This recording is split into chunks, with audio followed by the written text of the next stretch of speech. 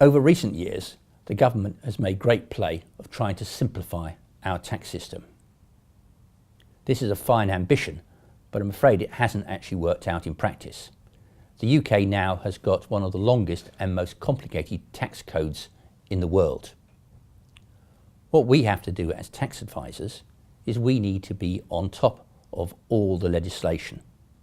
This means that we're constantly having to look into the tax legislation and read the fine print, because it's the fine print that makes the difference.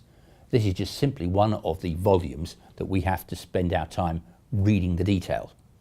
It perhaps takes a peculiar mind to be interested in looking at legislation like this, but it's actually quite an interesting challenge to work your way through this and come out with the right answer.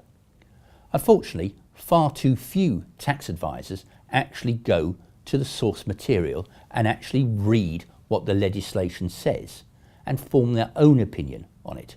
Too many of them simply take the lazy route of reading what HMRC thinks is the rule. Now, I used to work for the Inland Revenue, and I know that the views of the tax authorities are just one side of the equation.